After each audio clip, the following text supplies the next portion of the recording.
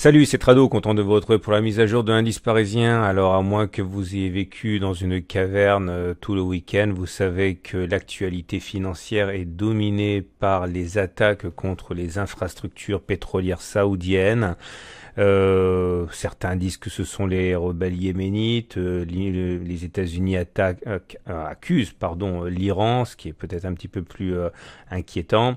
En tout cas, c'est 5% de la population, c'est 5% de la production mondiale de pétrole qui est menacée, la moitié de la production saoudienne, deuxième producteur de pétrole au monde, derrière les États-Unis, et nous avons donc une séance de peur, peur contenue mais peur quand même, dans un contexte où la Chine a délivré ses plus faibles taux de croissance économique depuis 17 ans, et le CAC abandonne donc près de 1%, 0,94% pour être précis. Je vous rappelle que vous trouverez en fin de vidéo l'analyse technique en données hebdomadaires. Pour ceux qui s'intéressent au moyen terme et à l'investissement genre PEA. En tout cas, voilà où nous en sommes. Nous avons pour l'instant préservé l'essentiel. Nous sommes dans le grand canal rose qui nous guide depuis le rebond technique violent qu'il y a eu sur les plus bas du 15 août. Je vous rappelle qu'en l'espace d'un mois, du 15 août au 15 septembre, c'est ce que je l'ai déjà dit, je me répète, j'en suis désolé, on a pris 9,7% pour ne pas dire 10%, autrement dit plus que la performance annuelle moyenne du CAC 40 en l'espace de un mois. Ce n'était pas tenable. Ça ne veut pas dire qu'on est parti pour une dégringolade. En tout cas, à titre personnel, j'ai engagé un swing baissier, mais encore une fois, je ne vise pas l'apocalypse, loin s'en faut.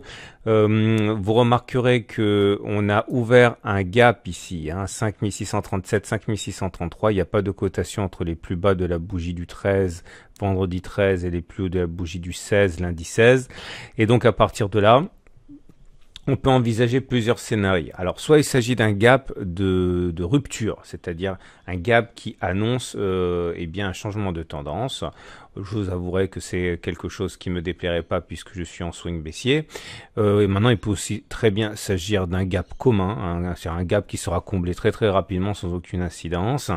Si c'est un gap commun, eh bien forcément, on va sans doute végéter entre les 5560 et les 5673, puisque les gaps communs sont souvent annonciateurs d'un trading range. C'est la vitesse à laquelle on va le combler qui importe. En tout cas, vous avez ici la possibilité d'engager un trade.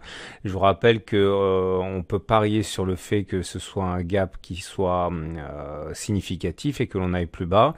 Le trade consistera à mettre le stop en cas de comblement du gap, quelques points près au-dessus, voilà, genre 0,7%, et à viser un ratio gain-risque au moins égal à 1 pour que le jeu en vaille la peine. Pourquoi pas ne pas viser, par exemple, un retour sur la zone de gap de 5538, 5558. En tout cas, à titre personnel, j'ai bien initié un swing baissier, mais moi, mon stop, il est au-dessus. Il est au-dessus des précédents plus hauts parce que je vais laisser respirer un petit peu le swing. J'insiste également sur le fait que nous avons les Fibonacci qui pourraient nous aider. Les Fibonacci, je vous rappelle que vous prenez les plus bas de la jambe de hausse, vous prenez les plus hauts, ça se trace tout seul, et vous avez des objectifs de 23,6% qui se tracent tout seul, c'est-à-dire 23,6% de retracement de la grande hausse qu'il y a eu. À titre personnel, c'est un niveau que je vise naturellement. C'est un niveau sur lequel les traders pourront aussi acheter s'ils veulent, mais on verra lorsque l'on y sera. Vous remarquerez également en termes de chandelier japonais deux choses qui également ont motivé mon pessimisme de court terme.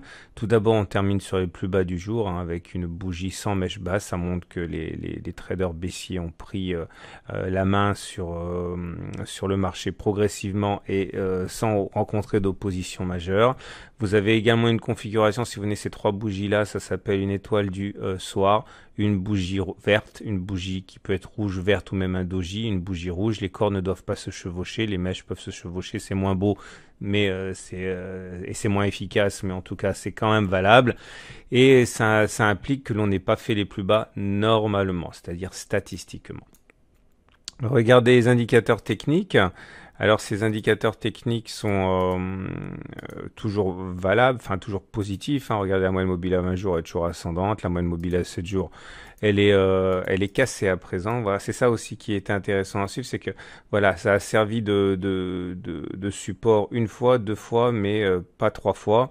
Et le fait qu'on ait cassé cet M7 est peut-être effectivement une alerte importante. On verra en tout cas maintenant qu'on a cassé la M7. Si la M7 devait adopter une pente baissière, ok, elle joue un rôle de résistance. Pour l'instant, ce n'est pas le cas puisqu'elle est toujours à plat, donc elle est relativement facile à passer à la hausse. Regardez les bandes de Bollinger aussi, c'est intéressant de voir que les bandes de Bollinger sont toujours en parallèle haussière, hein.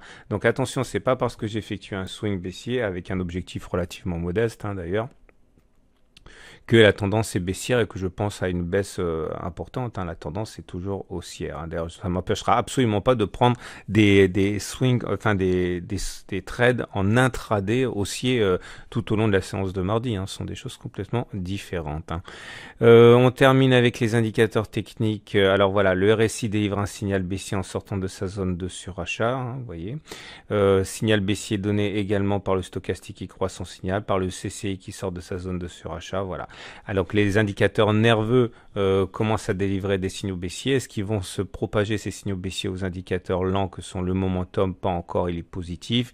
Le RSI est toujours au-dessus de 50, donc ça va, et le MACD est toujours au-dessus dans son signal. Donc voilà, il y a une attaque baissière en cours.